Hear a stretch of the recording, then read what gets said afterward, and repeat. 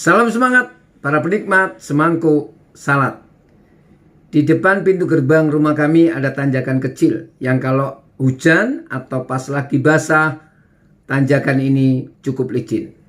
Tidak jarang anak-anak kami terpleset dan tidak jarang juga mereka jatuh. Saya sering mewanti-wanti, mengingatkan supaya kalau lewat tanjakan itu apalagi pas hujan, hati-hati. Tetapi apa yang terjadi? Kemarin saya pun jatuh di tempat yang saya sering mengingatkan anak-anak saya kalau lewat situ, hati-hati. Saya terpleset dan jatuh. Saudaraku, banyak faktor yang membuat kita bisa jatuh. Bisa karena tempatnya licin sehingga kita terpleset, atau tempatnya gelap sehingga kita tidak bisa melihat apa-apa dan akhirnya tersandung dan jatuh. Atau memang ada orang yang mendorong kita dan sengaja membuat kita jatuh. Atau kita tidak berpegangan dengan erat atau kuat sehingga kita pun juga bisa jatuh.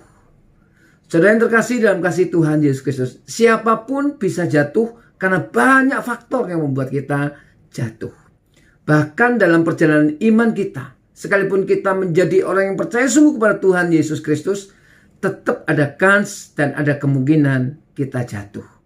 Tetapi menariknya hari ini saya diingatkan oleh bacaan kebenaran firman Tuhan di Mazmur 37 ayat 23 dan 24. Memang kita ada kans jatuh.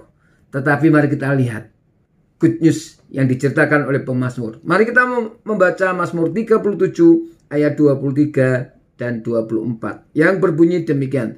Tuhan menetapkan langkah-langkah orang yang hidupnya berkenan kepadanya. Apabila ia jatuh, tidaklah sampai tergeletak, sebab Tuhan menopang tangannya. Dari ayat ini kita sadar dan kita paham bahwa sekalipun kita menjadi orang benar yang langkah-langkahnya ditetapkan oleh Allah sendiri, toh masih ada kemungkinan kita jatuh. Tetapi pemazmur mengatakan, tetapi sekalipun kita jatuh, kita tidak dibiarkan tergeletak. Apa artinya tergeletak? Tidak berdaya sama sekali.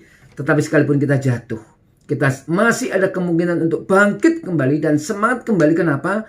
Karena ada kasih sayang Tuhan, ada kuat kuasa Tuhan Yesus Kristus dalam terang kuat kuasa Roh Kudusnya menopang kita dan membangkitkan kita, memberi kita semangat dan kita bisa melanjutkan perjalanan dalam hidup ini. Siapapun kita bisa jatuh. Usaha kita bisa gagal. Rencana yang kita susun dengan matang bisa berantakan. Bahkan kita bisa kecewa dengan hasil yang kita harapkan sudah di depan mata, tapi akhirnya tidak bisa kita raih.